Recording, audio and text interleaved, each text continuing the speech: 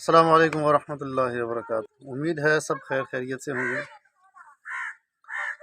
نماز کے متعلق ایک احادیث آپ کے سامنے رکھتا ہوں کہ جو غلطی ہم نماز کے اندر کرتے ہیں، ایک ایسی غلطی جس کو ہم اگنور کر دیتے ہیں، جس کی طرف ہماری توجہ ہی نہیں ہوتی، اور اس غلطی کی وجہ سے ہماری جو عبادات ہیں حکم رسول اللہ صلی اللہ علیہ وسلم کے مطابق وہ عبادات جو ہیں وہ قبول نہیں ہوتی۔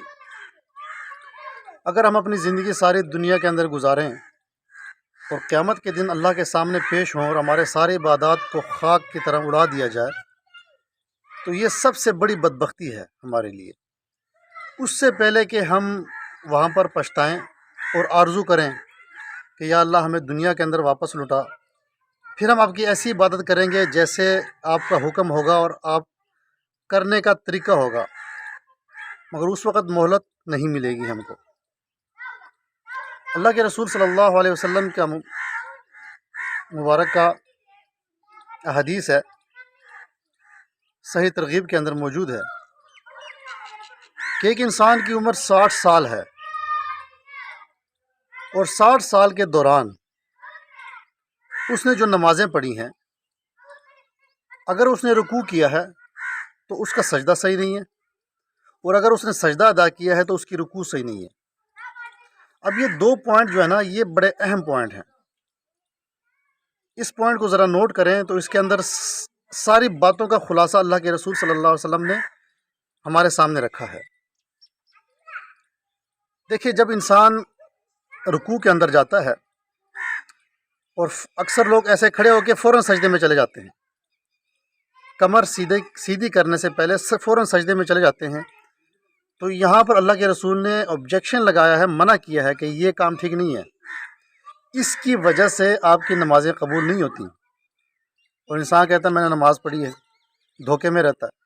اللہ کے رسول صلی اللہ علیہ وسلم کا واضح فرمان موجود ہے کہ جو انسان رکوع میں جاتا ہے اور کھڑے ہو کے ڈائریکٹ سجدے میں چلا جاتا ہے، تو ایسے انسان کی نماز قابل قبول نہیں ہے اللہ کے ہاں۔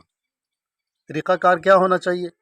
جیسے آپ رکوع سے ایسے کھڑے ہوتے ہیں تو اپنی کمر کو بالکل سیدھا کریں، ایسے بالکل اسٹریٹ سیدھا کھڑا ہونا ہے۔ سمیع اللہ لمن حمدہ، اللہم ربنا ولک الحمد۔ ساتھ اگر آپ یہ دعا پڑھیں گے، حمدن کثیرن طیبن مبارکن فی، یہ دعا اگر آپ پڑھیں گے نا تو آپ ایسے بالکل کھڑے ہو جائیں گے سیٹ، اور اس کے بعد آپ سجدے میں جائیں۔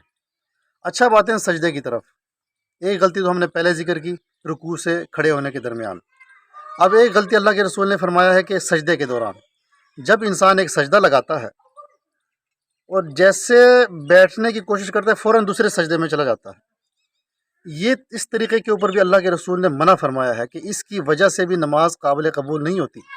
اس پوائنٹ کو اپنے ذہن کے اندر رکھیں، اپنی عادت ڈالیں کہ جیسے آپ سجدے میں گئے ہیں، پہلے سجدے میں، اور آپ نے اٹھ کے بیٹھ گئے ہیں، تو آپ نے کمر سیدھی کرنی ہے بالکل اسٹریٹ، جس طرح آپ نے رکوع میں کی ہے۔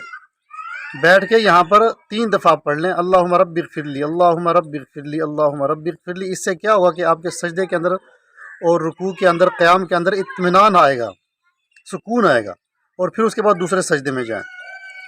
تو یہ 2 پوائنٹ آج کی ویڈیو میں ہم نے آپ کو بیان کیے ہیں، جس کی وجہ سے اکثر ہمارے مسلمان بھائی غلطی کرتے ہیں، اور وہ کوشش کرتے ہیں کہ جی ہم جلدی جلدی نماز پڑھ لیں تاکہ فارغ ہوں، اور اس جلدی وجہ سے اللہ کے رسول نے کہا کہ اس کی نماز قبول نہیں ہوتی۔ جب وہ اللہ کے سامنے پیش ہوتا ہے تو کہتا ہے کہ یہ کیا ہو گیا، یہ کیا مسئلہ بن گیا۔